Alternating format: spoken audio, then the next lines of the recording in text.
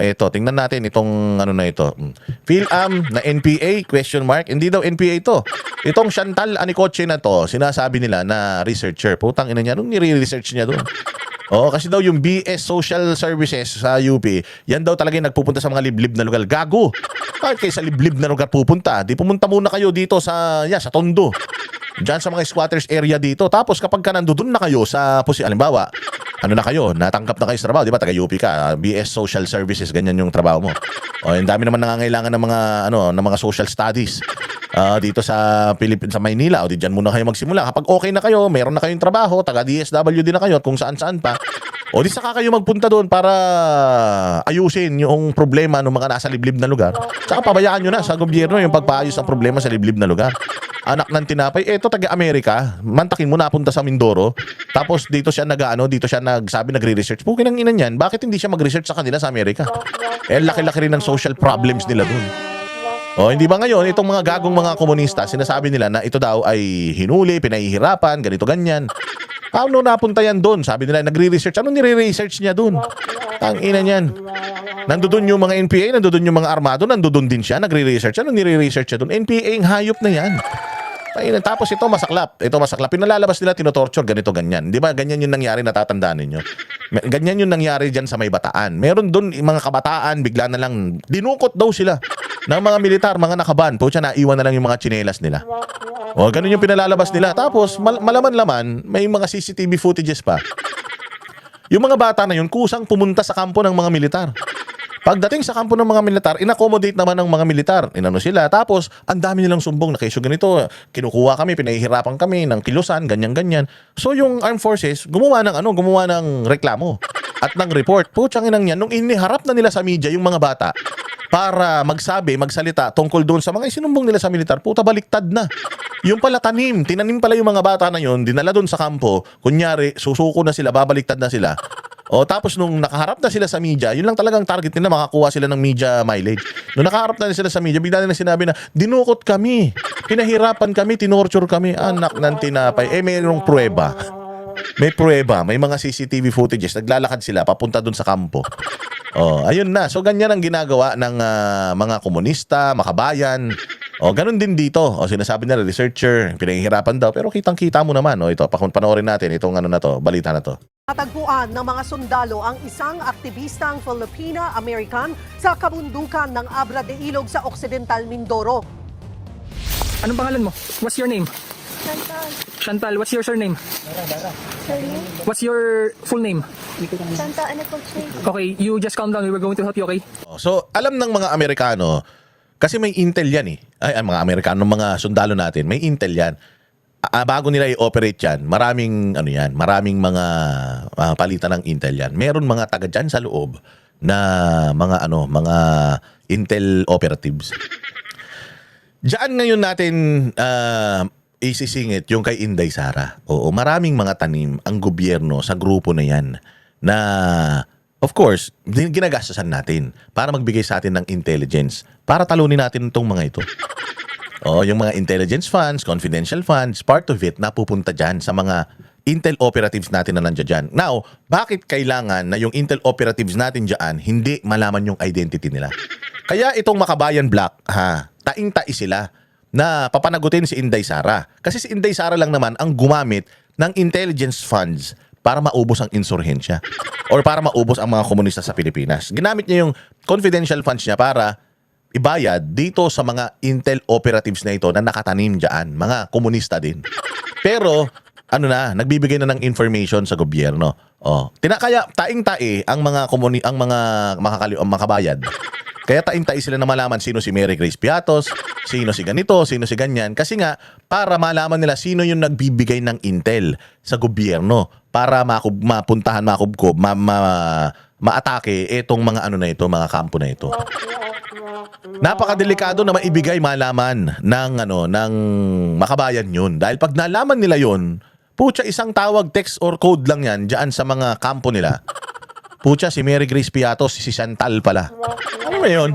Anong gagawin nila doon? Putsang ina, papatayin nila yun, ililibing nila yun ng buhay. Ganun ang gagawin nila. Sobrang delikado. Delikado para doon sa tao na tumutulong sa gobyerno, napakadelikado pa niyan para sa mga otoridad natin. Oo, kaya nga sabi nga nila ano yan merong risks sa national security natin kapag ka inilabas yung mga pangalan na yan. Di ba nga, nakikita ninyo yung mga nahuhuli sa yung mga nakaraan, binigyan ng pulis na mga yung mga nagturo ng mga adik, mga kriminal. Di ba mga nakatago yung mga identity niyan? Puro alias lang din naman yan. So sabi ko sa inyo, double standards talaga. So ganito ang nangyayari dito, mga bossing. Kaya importante yung intelligence funds na magamit sa mga ganitong pagkakataon. Hindi katulad ng intelligence fund ni Bongbong. Puros, hindi ko alam saan niya ginagamit napakadelikado. So eto ngayon si ate na dahil nga foreigner ito, dahil ang pagkakilanlan nito ay isang Amerikano, ayaw ng gobyerno natin as much as possible, madisgrasya ito.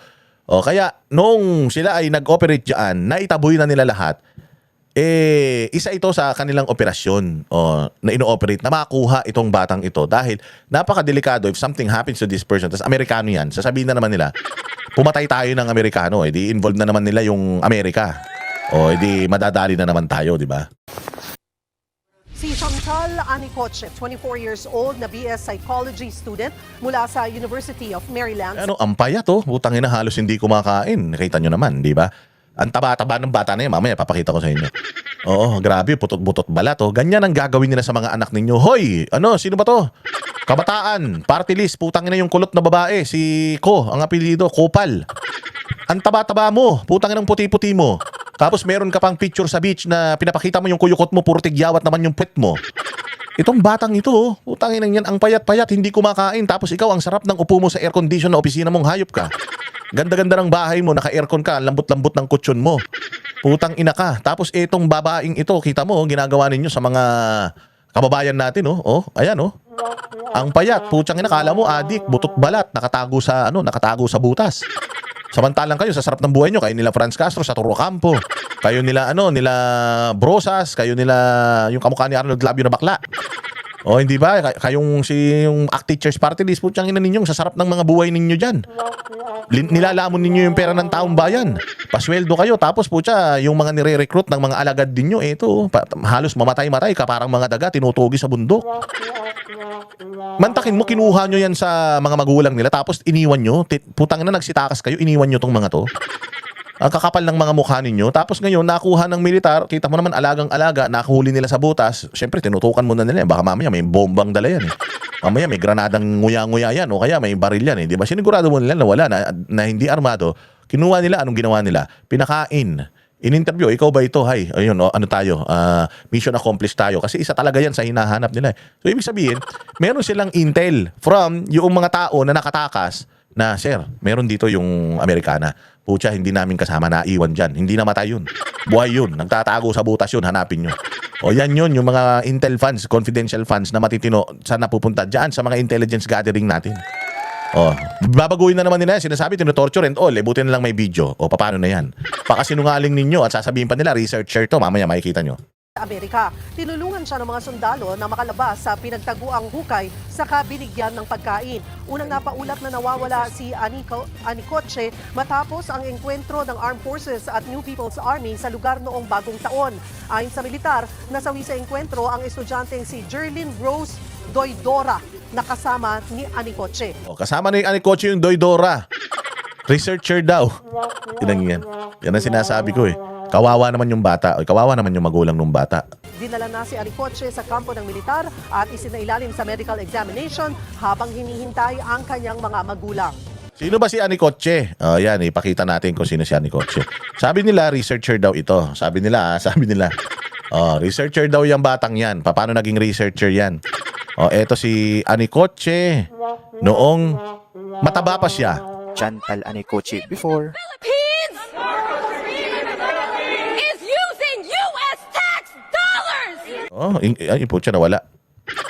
Ulitin natin. Chantal Anicoche before. Philippines! Taba ang taba. May laman. Nung nahuli, nung nakita nyo naman, butot balat, anak ng tinapay. Ganyan ang ginagawa nila sa pambibrainwash sa mga kabataan. Is using U.S. tax dollars! To bomb Kita nyo, matino naman yung bata. Inglesera naman. Maayos magsalita. Bakit nung nahuli, baliw-baliwan?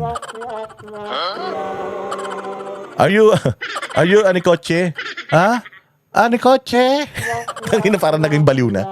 Samantalang nung nagsisisigaw tungkol dyan sa, sa ibang bansa, putyang ina, tuwan-tuwa. Ang lakas ng boses. Tapos nung kinakausap mo, hinang-hina. Baliw-baliwan na ang peg niya. Sabihin na naman, tinorture niya, kinoryente sa utak, kaya ganyan, natunaw na yung utak. Putya, hindi. Kaya natunaw yung utak niyan sa gutom. Tapos ginagawa pang ano yan, ginagawa pa sigurong taga-laba. Sa bundok, yan yung mga pinaglalaban ninyo. Gusto nyo mangyari sa mga anak niyan, kayo, mga nanonood dito, lalo na yung mga OFW, hirap na hirap sa pagtatrabaho, nakandakuba na. Tapos ganito gagawin sa mga anak nyo, huwag kayo papayag. And indigenous people! In the middle of a drought! We demand! Lakas ng boses. Sumisigaw pa, putangin ng bata na ito. Tapos nung nahuli, hinang-hina, Are you Chantal Anikotche? Ha? Chantal? Kotse? Ito bigla naging sanggol na yung boses niya. Walang hiya kayo. Ganyan kasi nungaling yang Kabataan Party List, yang ACT Teachers, yang Gabriela. Ganyan kademonyo yung mga yan. Ito, dinidemonize na naman nila yung mga militar natin. Samantalang, ito ang totoong istorya. Aktivista yan sa abroad, pumunta yan sa Pilipinas para sumama sa armadong pakikibaka, tapos, nung nahuli, biktima. Pero, imagine niyo gaano na rin karaming mga buhay ang sinira ng mga yan. Hindi lang ng mga nire-recruit nila, yung mga pinapatay nila sa mga liblib na lugar, yung mga sinusunog nilang mga kabuhayan, yung mga ina-ambush nila ng mga sundalo, ilan na rin yan. Diba? Yan ang panatero, walang inuurungan. Pag tama palakpakan, pag mali ay babalik.